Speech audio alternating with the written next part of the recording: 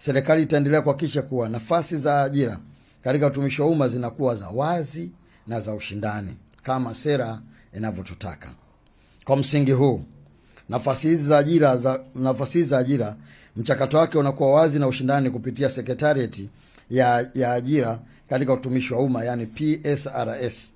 Na tayari sasa tunapozungumza, ajira 12,000 zimekwisha tangazwa na waombaji wenye sifa wameitwa kwenye usaili, ambao nataka kutoa taarifa kuwa unatarajiwa kuanza tarehe 13. Tarehe 13 ni kesho tarehe 13 Disemba mwaka 2025, na usaili huo utafanyika katika mikoa yote. Na katika eneo hili labda nieleze kidogo tu waandishi wa habari. Usaili sasa hivi unafanyika katika ngazi zote, yani katika kila mkoa unafanyika. Kwa hiyo wale ambao wanaishi Kigoma hawana sababu tena ya kutembea toka Kigoma kwenda Dodoma, au mtu anaishi Tanga atembee aje Dar es Salaam. Hiyo haipo tena sasa hivi. Kwa hiyo sasa hizi watu watafanya hizo usaili katika mikoa yao huko waliko.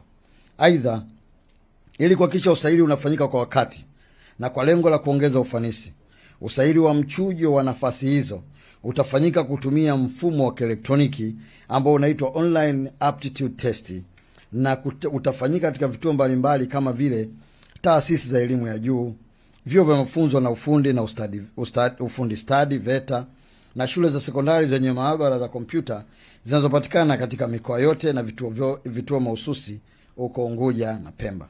Nitoe rai kwa waombaji wa nafasi hizi kuangalia katika akaunti zao za mfumo wa ajira poto ili kujua vituo walivyopangiwa kufanya usahili.